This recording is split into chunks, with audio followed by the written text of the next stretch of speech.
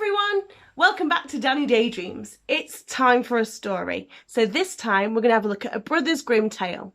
This one is called The Wolf and the Seven Little Kids. Are you sitting comfortably? Then let's begin. Once upon a time, there lived a mother goat who had 7 little kids. One day she wanted to go into the forest to fetch some food. So she called the 7 little kids to her and said, "Be on your guard against the wolf. If you let him in, he will gobble you up. If he comes here, he may disguise himself to try and trick you. But you will know it's him because his voice is rough and his feet are black." "Don't worry about us, Mother," bleated the little kids. "We will be fine." So, Mother Goat took up her basket and set off into the forest. After a while, someone came knocking at the door and called out, "Open the door, dear children. It is your mother. I've brought you something tasty to eat." But the voice was rough. "No, we will not open the door," the little kids shouted in reply.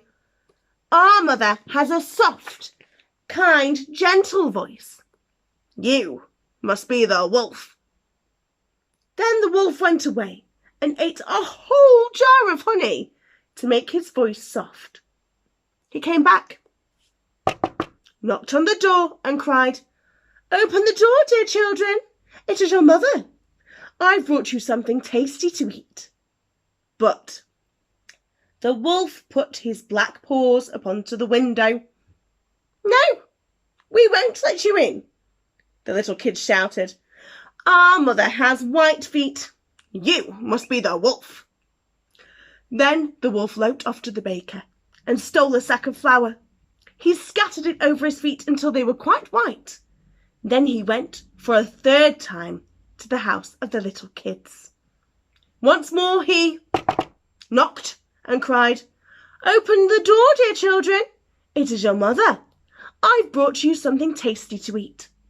This time his voice was soft, and the paws that he put upon the window were white. The little kids believed what he said and opened the door. The wolf leapt in. The little kids scampered here and there, trying to hide. One sprang under the table, the second into bed, the third hid in the stove, and the 4th ran into the kitchen, the 5th into the cupboard, and the 6th under the washing bowl, and the 7th into the grandfather clock.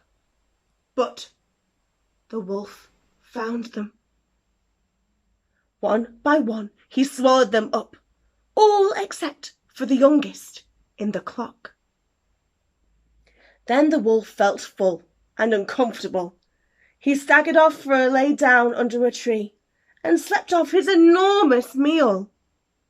Soon afterwards, the mother goat came home from the forest. What a sight she saw! The front door stood wide open. The table, chairs, the benches were tipped over. The washing bowl lay broken in pieces, and the quilts and the pillows were pulled off the bed. She searched and searched for her children, calling out their names, but they were nowhere to be found.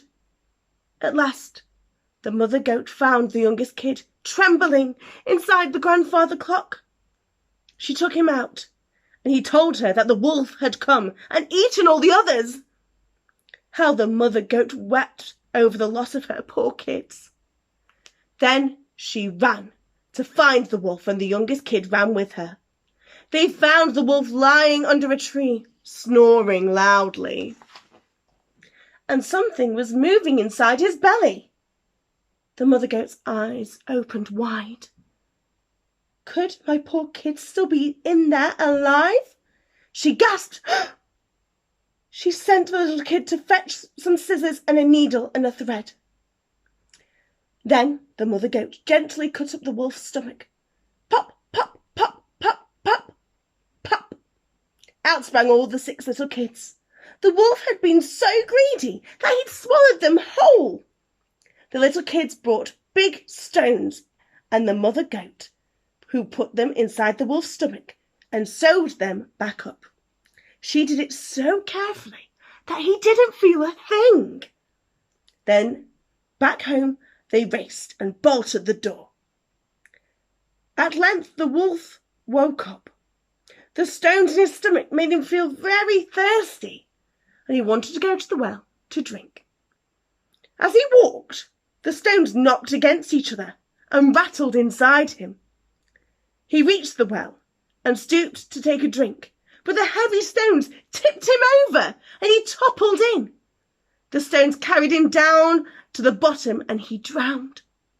So that was the end of the wolf, and the 7 little kids and their mother lived happily ever after.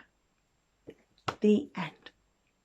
Thank you so much for joining me and sharing that story. I hope you enjoyed it as much as I did. Stay tuned for the follow-up video and I'm going to ask you some questions. See you soon.